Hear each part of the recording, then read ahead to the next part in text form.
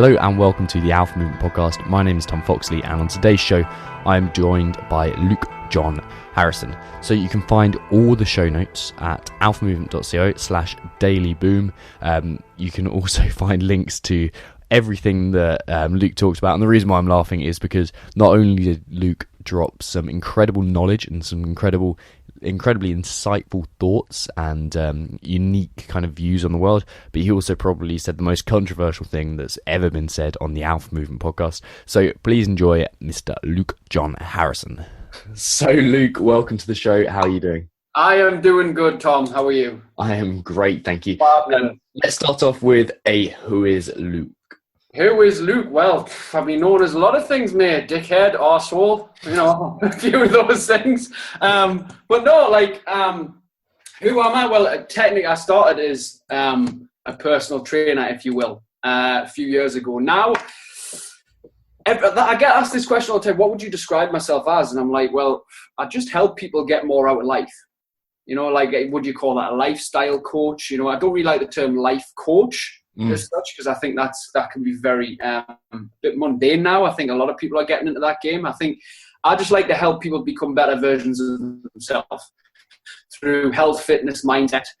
Started off as a personal trainer, eventually evolved into the mindset side of stuff, helping people who really wanted to be helped. A lot of personal development through the years. I used to be a plumber years back. That was about 3.5 years ago. I was full-time plumbing, decided to change my career and do something that I was passionate about, that I really wanted to do. So it was a total flip from going from full-time employee, job security, great pension, holiday pay, sick pay, all that, the total entrepreneurial shit, if you will, and the uncertainty of it. And along with that comes all the fear and anxiety and overwhelming and overthinking. So I'm hoping we can actually delve into a little bit of that as well. I can talk about myself, but I like more to talk about struggles and the things that have happened and how to help other people and stuff like that, Okay, let's start off with why you got into the personal training kind of space. What was going on then that prompted that? Cool. Well, basically, Tom, it was kind of, I got to the point in my old job where I was getting that much in pain that the only thing I could do was change.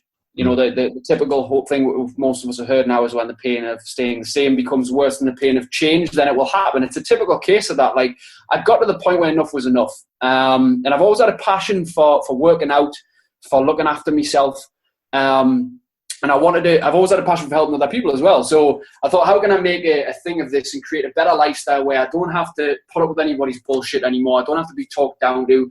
And I was thinking to myself, like, is this it? Like, that was the first catalyst for change, was like, is this going to be it for the rest of my life? Like, can I spend another 40 years or whatever doing this?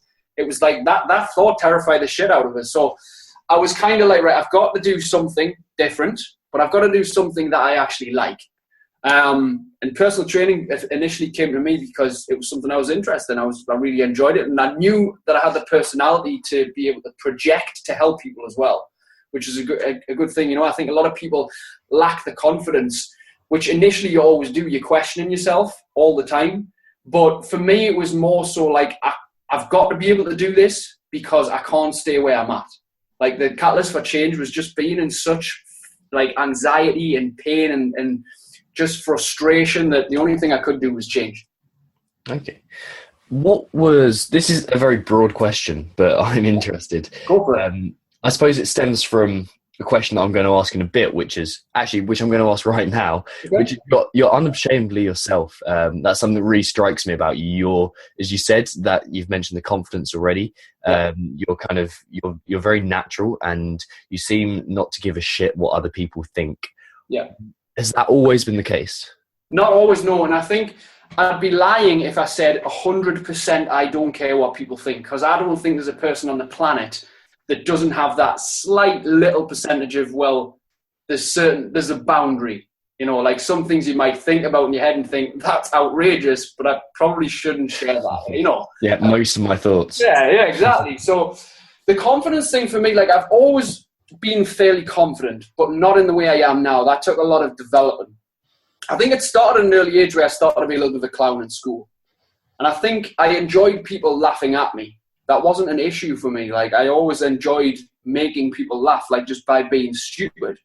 And I was thinking, like, as I got into this whole entrepreneurship thing, I began to realize how much confidence builds you as a brand. You know, people want to be around a confident person. People want to be more confident themselves, so that they're wanting to look to the confident people to help them. So, but for me, it was like, I know that even if I'm not very confident in a certain thing, if I act confident, that will generally bring more confidence to it, you know? But it was a constant daily effort to kind of do something that was scary. Like, if you've been following us a little while, Tom, you know I do daily video now, which I've been doing for a hell of a long time.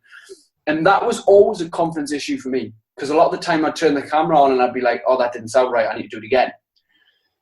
Through doing it again and again and again, and like just being a bit more of myself in the videos, putting it out, even though I was scared, I was thinking, I'm really not sure about the reaction this is going to get, but I'm going to do it anyway. That kind of pushed me on to do more and more and more, and eventually bring more and more of myself out, if that makes sense. Yeah. Yeah. It was just like the whole thing about, I know people buy people. That's definitely what it is. And people invest in people. Like the biggest transformations in people's lives come from a direct usual response of a particular person or a personality trait from that person. It doesn't really come from the product or service, right?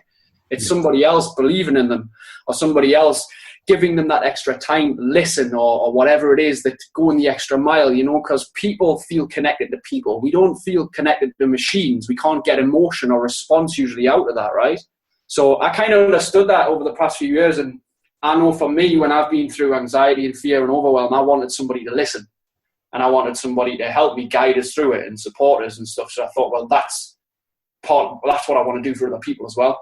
And through doing that over and over again, that builds your confidence as well, knowing that you can help people. But the only way you can truly help people is if you're confident yourself. Because I think if you're not confident in your abilities, then people are not going to be confident enough in you. Okay. That makes a lot of sense. So the question that I kind of started then got distracted by halfway was, what was your childhood like to get you to this point? Or what was the time before like to get you to, let's say, to the plumbing point? The plumbing point, actually, to be honest, I cannot say that I had a bad childhood. I wasn't born with a silver spoon at all. My mum was a charity worker, always has been. My dad was a firefighter. So there was only really one source of income. Never went without, but was never spoiled. Kind of learned the values of working, you know, doing chores for money and getting pocket money for doing things, stuff like that. Learning to respect myself and respect others, stuff like that.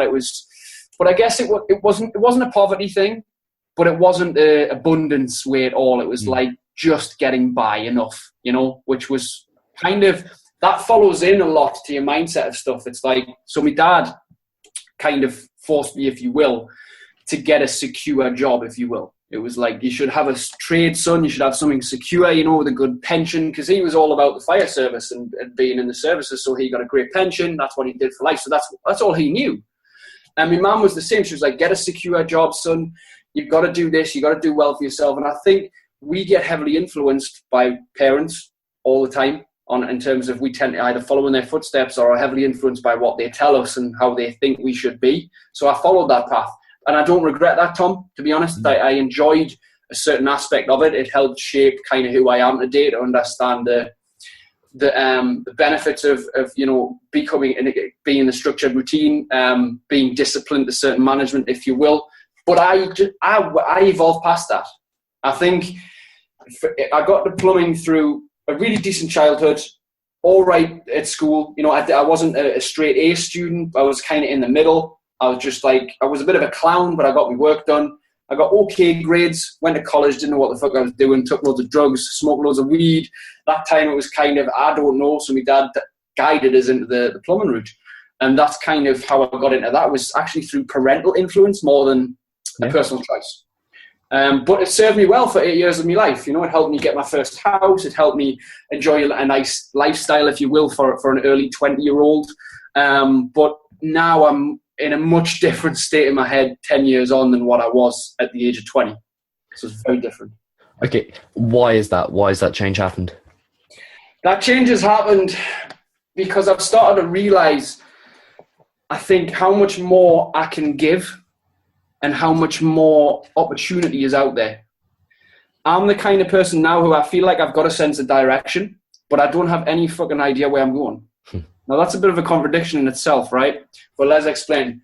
I just feel as if I'm doing things the right way for me, and I'm progressing.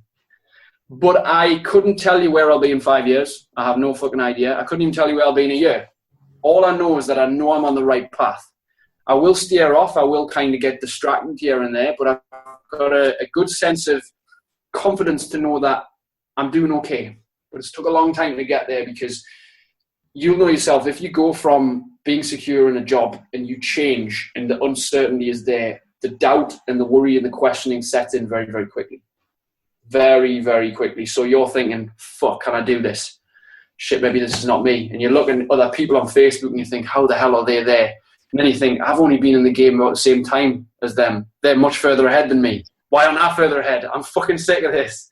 So you doubt yourself all the time, and there's all this influence comes in. So I'm happy enough to be at the place now where I feel as if I'm kind of on the right path here. But it has took a lot of struggle to get there. Like the past 3.5 years have been a fucking absolute battle in my head. Although from the outside, people would think like, oh, you've done amazing. It's been a fucking amazing journey. And it has. But it hasn't been without struggle. You know, so getting to where I am now from the plumbing side of things has took like years of overwhelm and worry and fear and doubt and all the rest to come with it. But you learn a lot of yourself within that time. Do you have your own studio right now? Is that how you work? Yeah, have our own fitness studio, Total Fitness Tribe. That's in South Shields. And we have a lot of members coming and going from there. We usually only sell 6-month contracts now, which is wonderful because we get a nice sense of accountability with that. You know, it's not a typical gym. There's no machines in. It's all free weights. It's all body weight. But the most important thing about what we do, Tom, is the social aspect of it and the tribal aspect of it, if you will.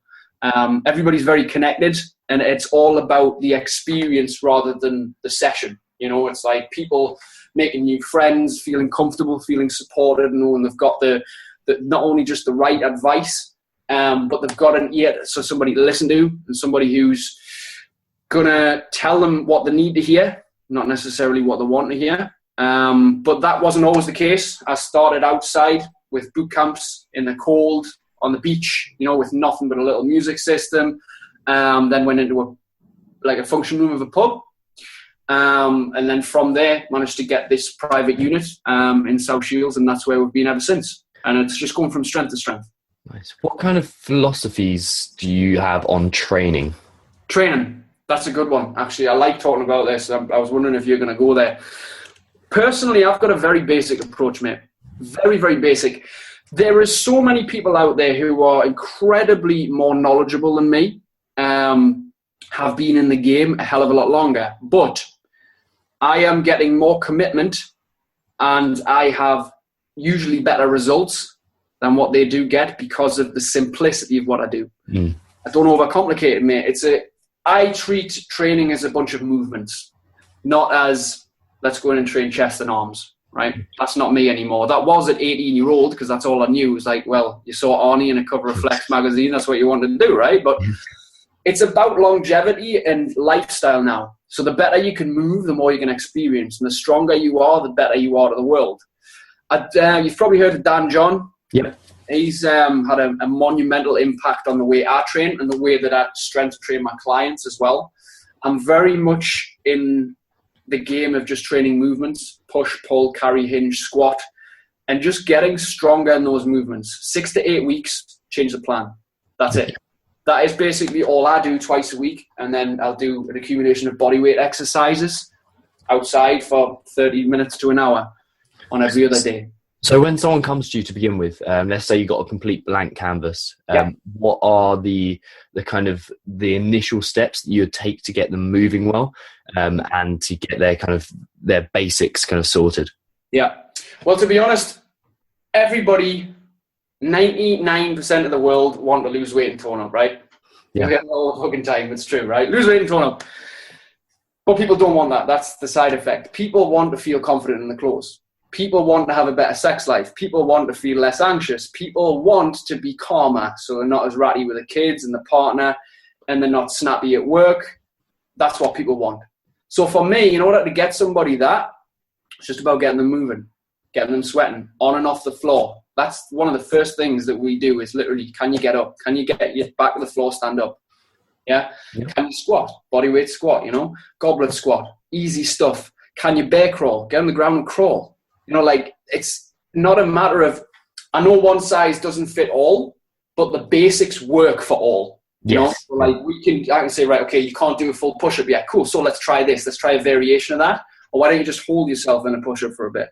Okay. We can't squat fully yet. Here's a few stretches to do at home. Let's just squat as deep as you can for now. Let's just get you actually moving. Even if you can't do the full movement, you can still do what you can do. We have a problem with a lot of people who come in and say, I can't do that. Okay. What can you do? It's like getting into people's heads that it's not about what you can't do, because everyone comes in and tries to go too quick, too fast. You'll probably find this, like if you're coaching new people, they'll come in, they'll try and just burpee, squat, push everything. Whoa, slow the fuck down, man, because they're trying to keep up with everybody else who's been coming 2 years and they haven't exercised for 5 years. Or maybe it's even in their life, and you're like, look, you can't keep up. You just got to go at your pace. We've got to get you moving. We've got to get you sweating. The simplicity of what I do personally is, and this is the way that I treat my own training as well. Like, I'm not an athlete, okay? So I'm not training for a competitive standpoint. If that's your bag, then that's cool. You would need a different coach than me. I'm here to teach the people who want to feel better, improve their confidence, improve the strength. It's as simple as that. I know that you could sort of say that's a lot of the world, which it is, but I'm here to coach the people who really fucking want it, who are prepared to commit for 6 months, say, and that's the kind of people who really want it. And say, right, here's a 6 month investment. I'm going to come 3 times a week or 5 times a week, whatever. And I'm going to be consistent and show up. And that's all I expect, Nice. So very, very simple with the process of how I get people moving. It's not about what people can't do. It's like, what can you do? There's always an alternative to something. And it's just about getting the basics in, dude. Yeah. Push, pull, carry, hinge, squat. And it's kind of the same with the, whether we're doing kettlebell or bodyweight movements, burpees, push-ups, planks, squats, lunges, just everything like that. It's simple, but as long as it's done correctly, it works. No, I completely agree. The more I learn, the more I kind of read into things, the more I kind of experience what experts have to say, the closer and closer to the kind of the home truths and the simplicities that I get with my training philosophies and everything else. You just, like, so many people forget the basics, so many people forget the fundamentals, and it's this idea of elegance that I've always had. They kind of a surprisingly simple solution to an apparently complex problem. And it always is surprisingly simple. Like, you look, it's just, can you hinge from your hips? Perfect. Right, we're going to do that, and it works incredibly well for people. Absolutely.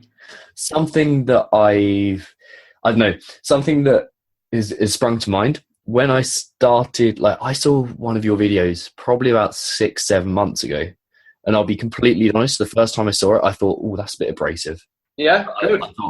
I thought, because you start off your daily boom with a big boom. Yes. Boom. Yes, that's the one. And I was like, "Oh." So, do you find that you get that reaction a lot? But the other thing as well is, I found it strangely compelling. I really enjoyed watching it, and I was like, cool. So, what are you trying to get across in these videos? And do you get that kind of reaction often? Sometimes, yeah, I do. Obviously, I know a lot of people who watch my stuff, because I can see, like, the view count. It does get quite a lot of views daily. You're talking several hundred, if not thousands sometimes, depending on what the video is about. The headline has a massive influence in that, and what's actually physically in the video, or surroundings, things like that. But the daily boom started, actually, it's up to episode 90 now, so I've been doing it solid for 90 days. But technically, I've actually been doing it about 2 or 3 years. I only started labeling them 90 days ago, that's all. So in terms of what I want to get across in those videos, Tom, is basically whatever is on my mind that day. And I think to myself, right, what can I talk about? Sometimes I'll talk about something I'm frustrated with, or something that I deeply believe in, part of my integrity, or I will talk about an issue that a client had, or I will talk about a past story that has affected me. It's basically just talking about life. Other people's lives, my personal experiences, and trying to influence people in a different way, telling people the truth that they don't necessarily want to hear, but they need to hear. As I've needed to several times in the past. Sometimes we need to be called out on our own bullshit and kind of say, come on, let's have a word with ourselves, but why do we really want it? Like we're talking about lose weight, tone up. It's the same with whether you want to improve any kind of area in your life. If you want a better relationship, you need to stop fucking about. If you need to start putting effort into making the other person feel valued, like if you are wanting more out of your body, you need to quite simply have a word with yourself about who you surround yourself with, why you're doing the things you do on the weekend, why you're making the choices to never make food, why you're making the choices to say no to the gym, what's the deep-seated reason behind all this. So I try and go it's a lot, all to do with mindset, basically. Everything is to do with how we think, how we act, how we perceive, believe, that kind of thing. And I want to be the guy who stands out in front of everyone and not only tells the truth, but also has a little bit of entertainment value towards it. I don't take myself too seriously, but I can be serious when I need to. Just as an example of this, yesterday's video was about having a tampon stuck up my arse. I was about to mention that. Yeah, so, but that, again, I can make a video of anything now because I've done it that many times that I can just, somebody give me a subject and I'll relate it back to something in my life or somebody else's. It's not necessarily a talent that I've got because I never used to have that. I just did it through years of doing shit videos, then doing it all right one, then going really crap, and then, back and forward. So it's consistency. The simple thing, turn the camera on 5 minutes a day, do it every day. You're bound to get better, right? Just like working out. If you go to the gym 10 minutes a day, but you do it every day, do you think after 6 months you're going to be pretty good? Of course you fucking are. So simple stuff. Exactly. Tell me about Calm Motherfuckers. Calm Motherfuckers, right. So that came about like last year. I was a very, very ratty bastard. My previous partner, I was very ratty with her, but more so I was ratty with myself. I was very, very angry deep down inside, I think. When I was putting on a lot of positive, happy faces when I wasn't really feeling that way. So I kind of learned to love my dark self, if you will. I kind of started to understand that, okay, there's going to be days where you're going to feel like fucking shit. There's going to be days where you wake up and don't want to be positive and coach people and be this motivator. And so all I really wanted, I was thinking like, I'm worried about money. I'm worried about the relationship. I'm worried about this. I'm worried about me not eating the right things that I should be for me training. I'm worried about not having the lifestyle I want. I'm just worry, right? Which we're all capable of, overthinking, if you will. And one of the big things that I wanted more than anything was simply just to be calmer. And so I mentored with Brian Grasso. And that changed massively my outlook on everything. It just made me understand more about myself, understand why I was feeling certain ways, understand that I'm in control of the choices that I make, and I'm able to choose how I react and not suffer as much as I had been. So Calm Motherfuckers came off the back of that, of feeling great, and I thought, right, how can I create a program to help people the way Brian's helped me, to put my spin on it, to put all of me into this program, to show people what I've got out of it. And so I created this 8-week online program called Calm Motherfuckers, which I do now with its one-to-one basis, high end, which involves weekly calls and lessons and things, and just accountability daily to be able to express to me how you're feeling, and I can relate back tools and tricks and mindsets and truth from what's really happening, And I just had this vision of doing something similar to what Brian did to me, but giving it my total spin, just being all of me with it and helping people become calm motherfuckers. And I always like to do things a bit differently.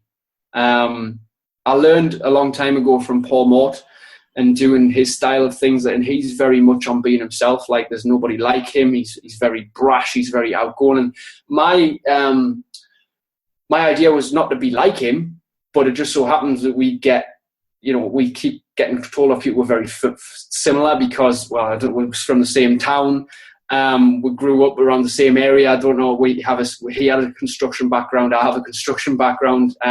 We have a lot of the same views. you know. So I guess sometimes you will get a very similarity with a lot of people, but that's not the way it was. But I learned from him as well as Brian and other people is to be myself fully and be comfortable with that. And I think deep down that's what a lot of people want to do, but they struggle because of the fear of judgment of others. And they really, really cannot get their head around, if I say this, what will people think? It's like, that's always there, you know. That's why the daily videos not only help others, but they help me, because I'm just reaffirming that it's okay to be me. It's okay to have a tampon stuck up your ass. No, but it's okay to like have a down day and talk about it. And I do that several times. Or it's okay to talk about past fuck-ups, you know, when you've been an arsehole, like you've took drugs or you've womanized, or all this stuff that you're not proud of, but you accept it as part of your past. It's part of who you were, and you're able to express it and learn from it. So that's where kind of, I know I've waffled on a bit here, mate, but that's kind of where Calm Motherfuckers came from. It was I want to be able to express to people how they can become the true selves, which their true self is actually quite calm. It's not an overthinking, overstressed person. That's kind of a role we play, right? Yeah. It's something that goes on in our heads that we manipulate and we give energy to, and it just expands into something it's actually not. So that was the goal with Calm Motherfuckers, is to really help people become calm, truer versions of themselves. Nice. That sounds like a really nice project. I'm looking forward to kind of following that and following its progress. Yeah, absolutely. If you were going to tell your 18-year-old self one piece of advice, what would you say? That's difficult. You know, but the thing is, Tom, I don't live with any regrets. I've done a lot of shit in my past.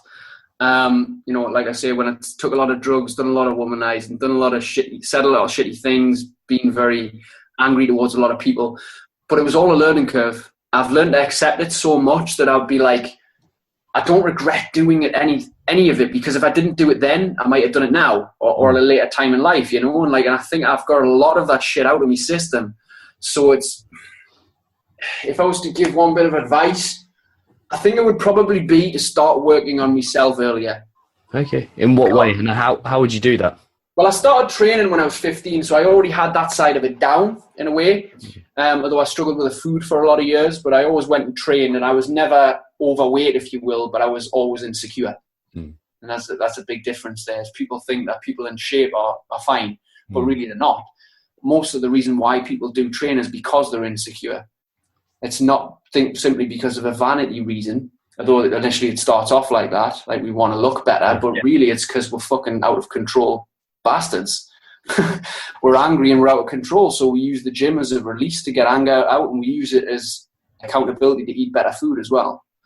But I think learn to probably read more about what I was passionate in. Okay, that brings up a good question. If you were going to recommend a book, or is there a book that you've gifted most to other people? Oh, there's a couple. I've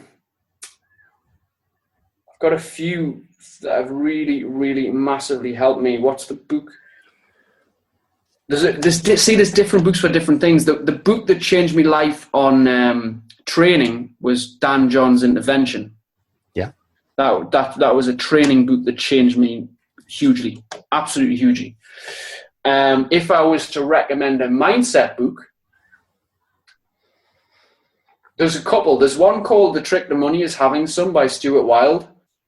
And that's all about letting abundance into your life, but not worrying about money. And for me, over the years, worry over money has been a huge factor. So if anybody's listened to this who's worried about money, I suggest that book, because I've read it 3 times now, and it really helps you put into perspective what money is and how to manage it in your head.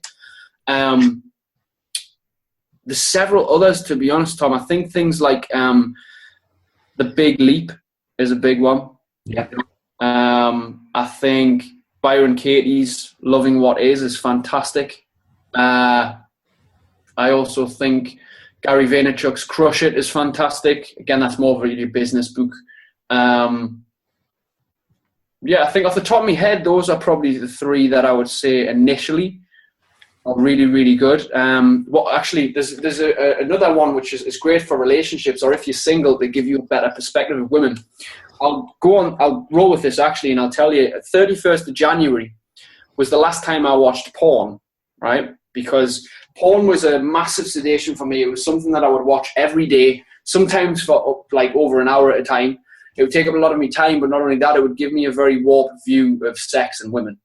And I can fully like express that now because it was an issue. Like I was addicted to porn, if you will. I think if you'd struggle to go a couple of days without something, you're addicted. I think that there's the simplicity of it. So I couldn't go like longer than 2-3 days without porn because I would struggle. So I decided on 31st of January to have like a 30-day porn ban. So I did that, and then I just carried that on because I felt a lot fresher and I felt a lot more respectful towards women, things like that. And it helped me with my mindset as well. It helped me learn other things. Like the time I would have spent watching porn, I was spending doing other things like reading mindsets, stuff like that. So it was like, I started to realize the benefit of taking that thing out. You know, like if people's vice is smoking or chocolate, right, and they say 30 days without that, they feel a shit ton better than think, actually, I don't really want to go back to that. It was kind of like that. But The Way of the Superior Man. Yes. Yeah, fantastic book. Very much a little bit out there, a little bit spiritual, if you will. Some of the stuff's like, you know, you would only take from it what you will, but it helped me a lot in terms of understanding past relationships and maybe where I'd went wrong and where I could become more of a man in the sense of an integrity, you know, and knowing that, you know, that it's not all just about sex and numbers, you know, and how many people you can sleep with like it was 10 years ago. As you start to grow, you start to appreciate women more. But through that, you learn a lot about yourself. And that passes into other areas, I think. When you start to respect women more, you start to respect yourself more. So you start to make better business decisions, better lifestyle decisions, and it just carries on towards in your whole life.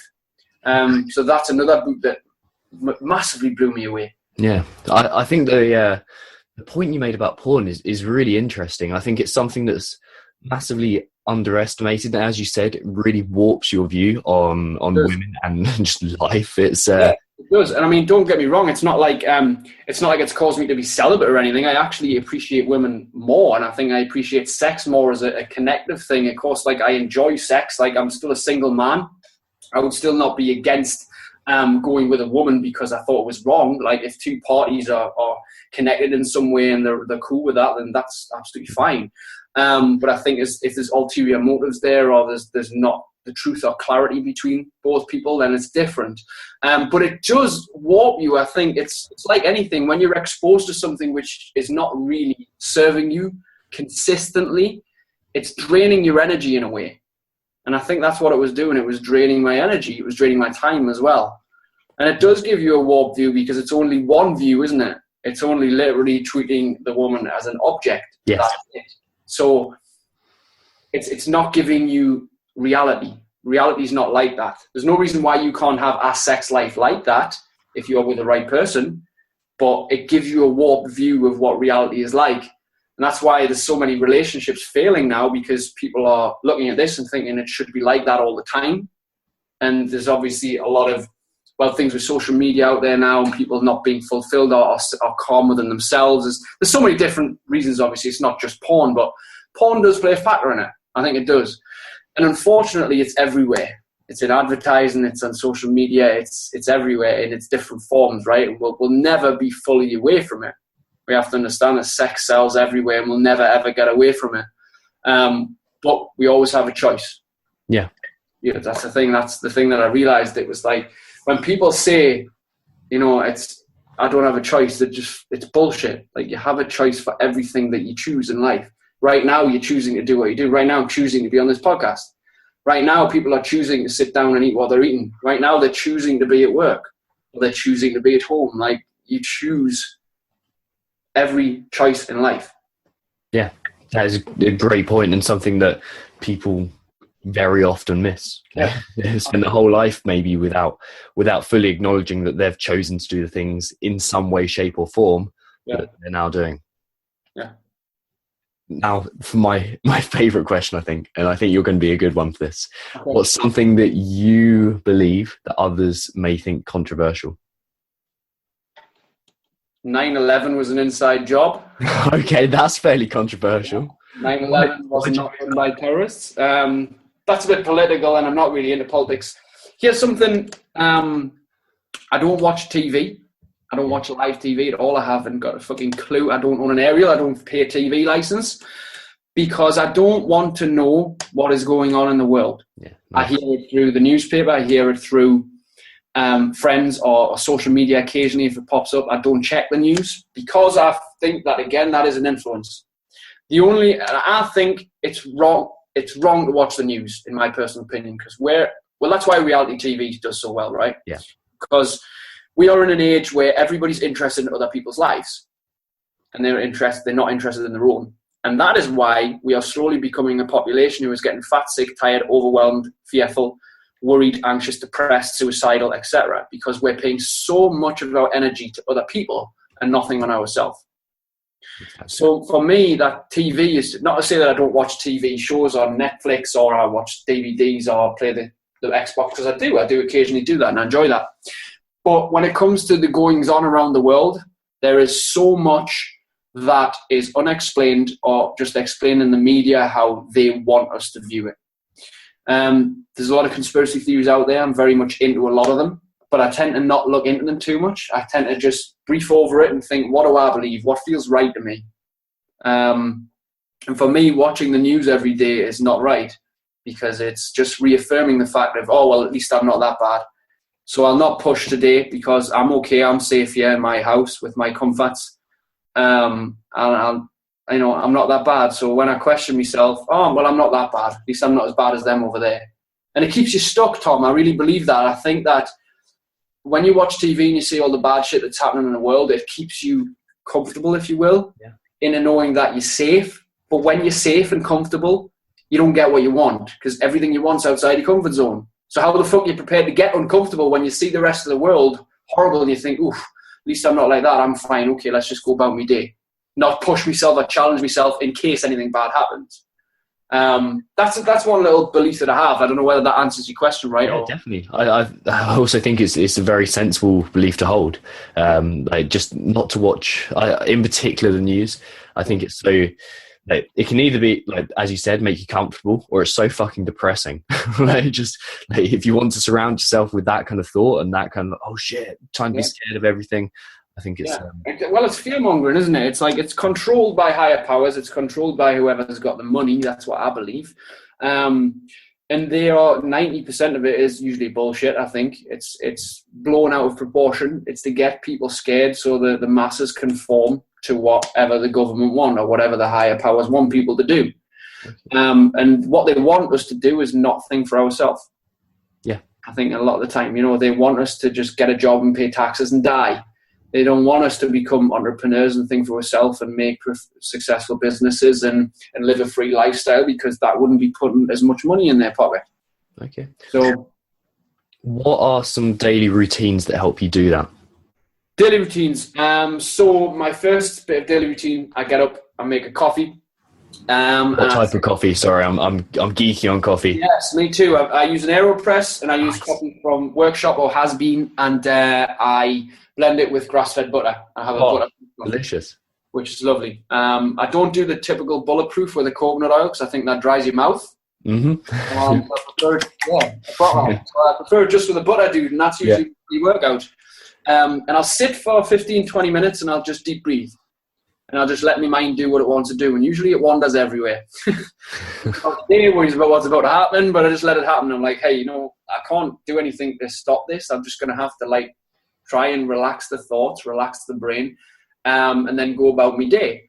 And that's kind of my initial first thing is the deep breathing exercise. Try and calm the brain, calm the mind. Sometimes it doesn't work as good as what it should, but I always make sure I sit down and do it because it does neurologically calm everything when you're deep breathing. And then I'll usually go and either coach a morning session or I'll go and train myself and I'll get a sweat on, whether that be weights or whether that be bodyweight exercises. And then I'll come back, I'll make my daily video straight away. So daily video is part of my routine as it gets off what's on my mind. It ensures that I'm helping people, but it's not only that, it's also ensuring that it's given that drip feed of trust to people because I'm a businessman as well and I understand that people buy people like we're talking about, and that's developing a level of trust. So every time I do that, I'm reassuring of myself that my marketing efforts will be easier if I keep doing this. Leads will come easier if I keep doing this. Also, I'll be able to feel like I'm helping more people if I'm doing this, So it's a constant stream of what's the simple things that I can do which are going to benefit us, like breathing deep, going for a sweat on, doing a video.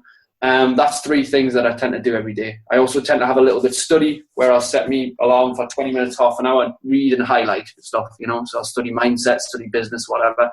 And that's like quite a few things that I do every day to really help. And then the last question, I think, who's the first person you think of when you hear the word successful? First person that I think of. See, initially, I don't think that I think of people who are rich as successful. Yeah. I think people who are happy, content, abundant, and calm, and themselves are the successful ones. I actually think of myself as successful. Okay.